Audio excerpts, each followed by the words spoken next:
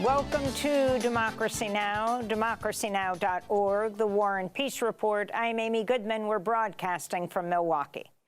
The FBI is attempting to pin down a motive after the assassination attempt against former President Donald Trump Saturday. The shooting took place during a rally in Butler, Pennsylvania.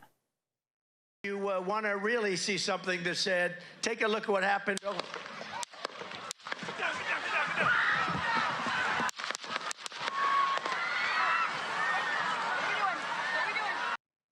A bullet grazed Trump's right ear, leaving him bloodied. 50-year-old Corey Compatore, a volunteer firefighter and spectator, was killed as he attempted to protect his family from the gunfire.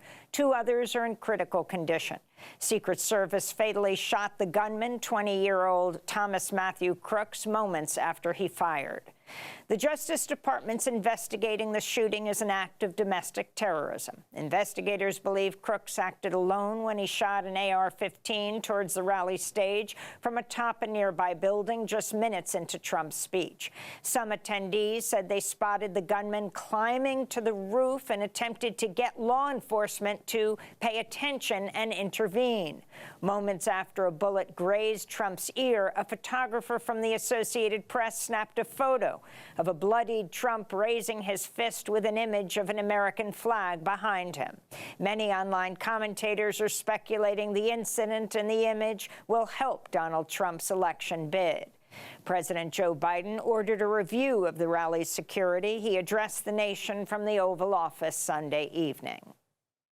There's no place in America for this kind of violence, or for any violence ever. Period. No exceptions. We can't allow this violence to be normalized. You know, the political record in this country has gotten very heated. It's time to cool it down. We all have a responsibility to do that. Yes, we have deeply felt strong disagreements. The stakes in this election are enormously high. Biden's team says it's pulling its television ads and pausing outgoing campaign communications following the shooting.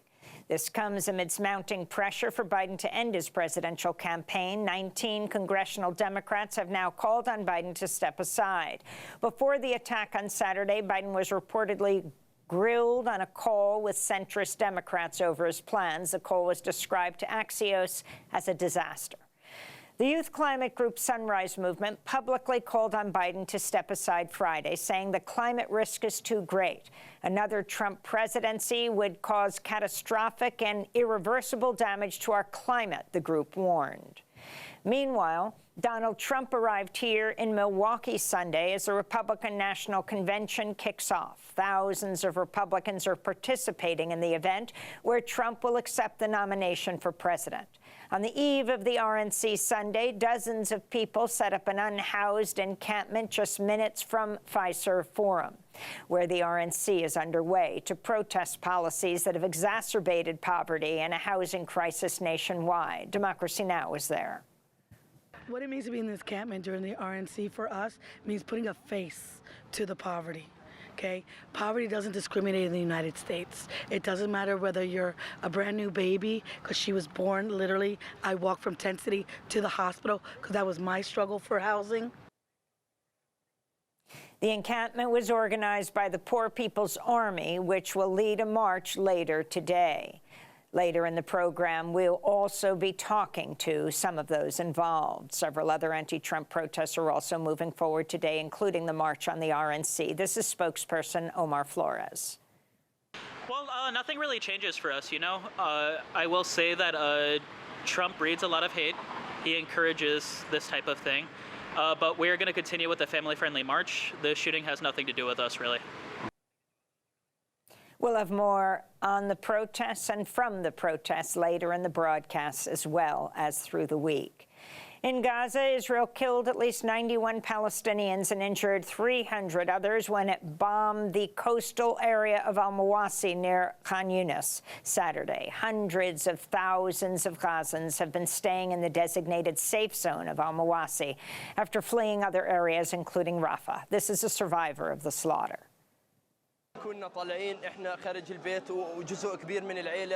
Some of us were outside the house and some inside the house. West of Al-Mawasi is supposed to be a safe zone. For 5 minutes there were airstrikes. I got on the floor. Many were killed and got injured. Many people among our neighbors were killed and many injured. 3 minutes later, after everything calmed down and when the ambulances arrived, the warplanes started to fire again around the same place. Israel claimed it was targeting Hamas leader Mohammed Deif, but Deif's fate remains unclear 2 days later, and Hamas claims he survived the attack. The UN and others condemned the massacre. The Council on American-Islamic Relations said, quote, President Biden's continuing support for and silence about the genocide gives a green light for more Israeli abuses and war crimes, unquote. But Israel's slaughter continues unabated. On Sunday, Israeli missiles targeted another UNRWA school in the Nuseirat refugee camp, killing at least 22 people. Many of those who were sheltering at the UN school arrived after receiving evacuation orders from Israel at their previous locations. Deadly strikes have also been reported at the Maghazi and Barej refugee camps. Meanwhile, rescue workers say they found at least 60 bodies under the rubble of the Shujaiya neighborhood of Gaza City following Israel's withdrawal from the area last week after leaving it in ruins. On Sunday, Hamas confirmed ceasefire talks are still ongoing. We'll have more on Gaza later in the broadcast. In the occupied West Bank city of Jenin, protesters marched following Saturday's massacre in Gaza.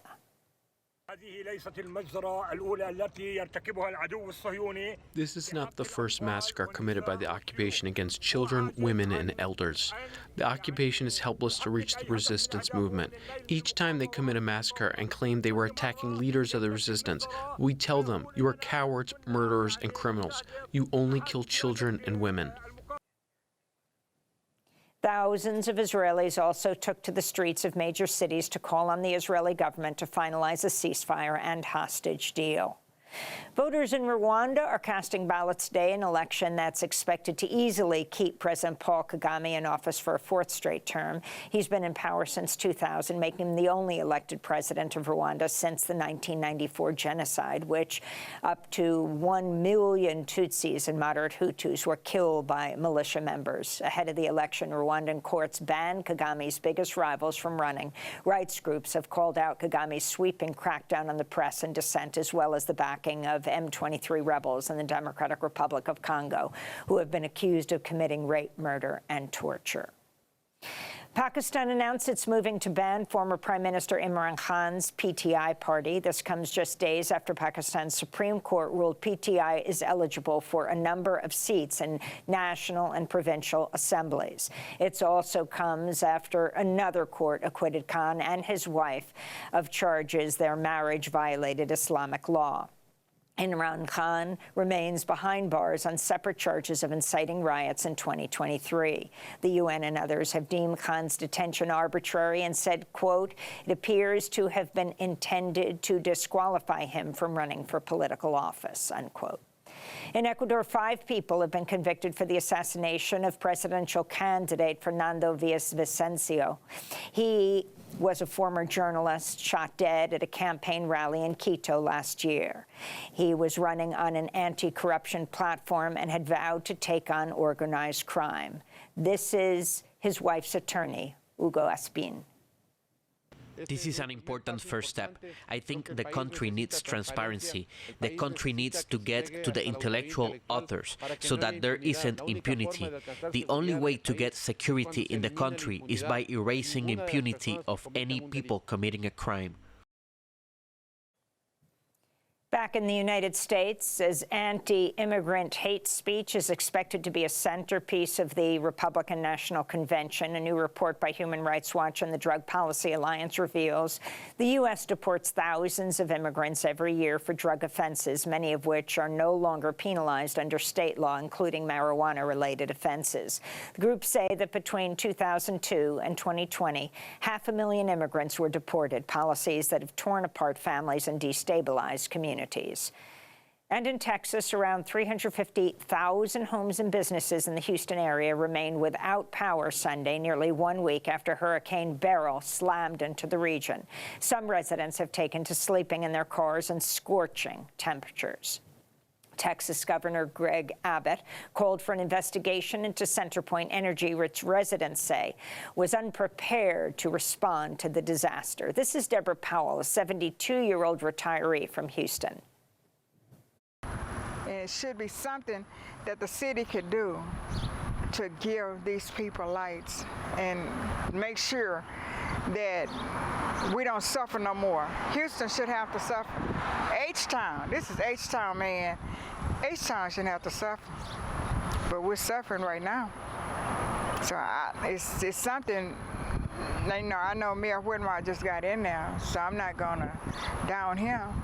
But it's something Mayor Whitmire and everybody else that's connected with the city and the lights, CenterPoint, is something they have to do. It's something they can do. What it is, I don't know. If I could go do it, I'd do it. This comes as Politico reports the Biden administration rejected a request from CenterPoint last year for $100 million to strengthen its poles and wires against powerful storms. Meanwhile, at least 2 people were reported dead in Vermont from heavy flooding caused by Beryl as it continued to make its way across the United States. Before arriving on U.S. soil, Hurricane Beryl killed at least 19 people across the Caribbean. Scientists warn such events will only become stronger and more frequent due to the climate catastrophe. UN Secretary General Antonio Guterres called on the international community to ensure the survival of UNRWA, the UN agency assisting Palestine refugees amidst ongoing attacks from Israel. Guterres spoke at a conference in New York where 118 UN members asserted their commitment to keeping UNRWA running, at least through September. And my appeal to everyone is this: protect UNRWA, protect UNRWA's staff, and protect UNRWA's mandate, including through funding. And let me be clear, there is no alternative to UNRWA. And UNRWA is also being targeted in other ways. Staff have been subject to increasingly violent protests and virulent misinformation and disinformation campaigns. Some have been detained by Israeli security forces and subsequently reported mistreatment and even torture. The UN Secretary General Guterres added UNRWA is often the main source of hope for Gazans as they're, quote, forced to move like human pinballs across a landscape of destruction and death, unquote. The U.S. was previously UNRWA's largest donor, but Congress passed a bill this year banning funding to the agency until March of next year. At least 195 UNRWA workers have been killed in Gaza since October 7th. A Syrian soldier was killed Sunday after Israel launched fresh strikes in and around Damascus. Israel's military said it had targeted a Syrian military command center as well as other infrastructure in response to 2 drones that were fired toward Israel from Syrian territory. This comes as parliamentary elections are taking place in Syria today, which could pave the way for a constitutional amendment to extend the term of President Bashar al-Assad. This is the 4th election that's been held in Syria since the war began in 2011. Officials from Sudan's warring parties are in Geneva, Switzerland, for UN-led talks aimed at brokering a possible ceasefire between the Sudanese army and the rapid support forces, as well as open access to humanitarian aid for civilians. The violence has left tens of thousands dead and displaced over 10 million people since April of last year.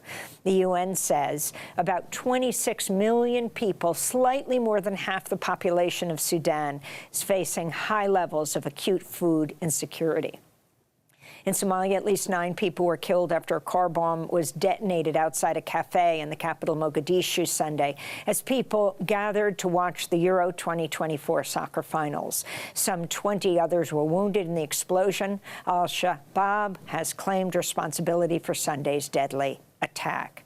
In Bolivia, union leaders marched on the capital La Paz Friday in support of the leftist president Luis Arce after he survived a failed military coup attempt last month. Arce addressed supporters at the March for Democracy. Behind a coup, there are always economic interests. And in our country, we've always had to face coups as others wanted to take our natural resources from us. For strategy and geopolitics, they wanted to take what is for us, the engine of development and growth of the families here in our country. Finland has passed a bill that allows authorities to turn away asylum seekers at its border, a move immigration and rights groups warn is a violation of international law. This comes after Finland last year closed all its land crossings with Russia amidst mounting tensions since Moscow invaded Ukraine. Finland joined NATO last year after decades of pursuing a military policy of non-alignment. And in New Mexico, a judge dismissed involuntary manslaughter charges against Alec Baldwin in the fatal 2021 shooting of cinematographer Helena Hutchins on the set of The Western Rust. Baldwin, the film's star and producer, fired the loaded prop gun that killed Hutchins and injured director Joel Souza. The judge's dismissal Friday ended Baldwin's trial just 2 days after it opened and came after Baldwin's defense accused the prosecution of concealing evidence favorable to Baldwin. Hannah Gutierrez-Reed, the film's weapons handler, who's serving 18 months in prison after being convicted earlier this year, said she'll also seek to have her case dismissed in light of the decision. Meanwhile, the family of Helena Hutchins vowed to pursue their civil case against those involved in the deadly shooting. And those are some of the headlines. This is Democracy Now!, democracynow.org, The War and Peace Report. We're broadcasting from the Republican Convention in Milwaukee.